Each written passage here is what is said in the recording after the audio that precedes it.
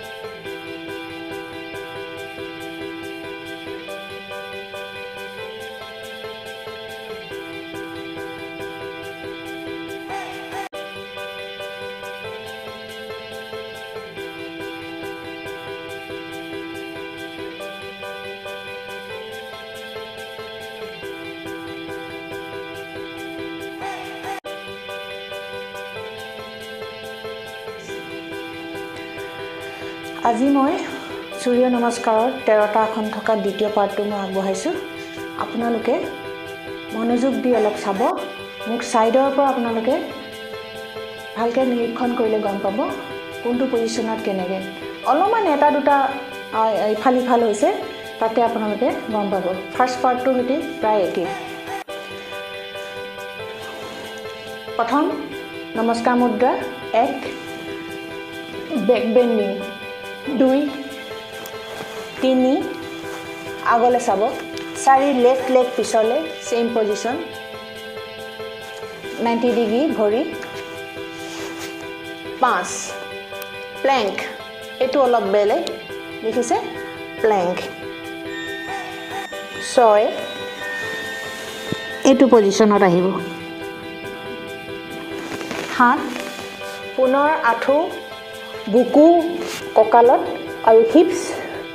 ওপৰ কৰিব 8 ভুজংগাসন 9 প্ৰবতাসন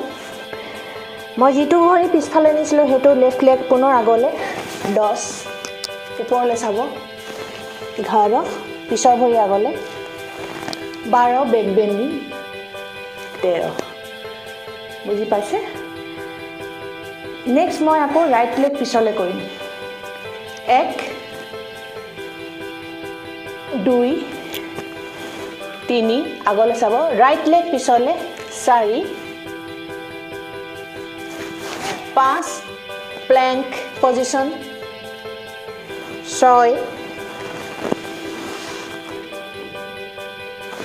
7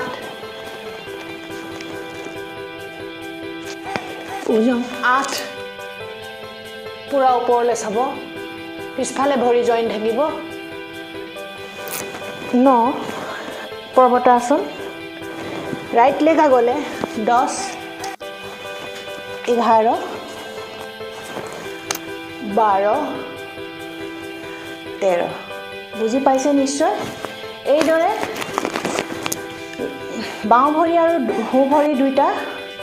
মিলাই যেতিয়া কৰা হয় এক পেয়াৰ বুলি কোৱা হয় প্ৰথম মই বাওঁ ভৰি পিছলৈ নিলোঁ বাওঁ ভৰি আগলৈ আনিলোঁ আকৌ সোঁ ভৰি পিছলৈ নিলোঁ লাষ্ট ফিনিচিঙত আকৌ সোঁ ভৰি মই আগলৈ আনি কৰিছোঁ এইদৰে এক পেয়াৰ হ'ল এইদৰে আপোনালোকে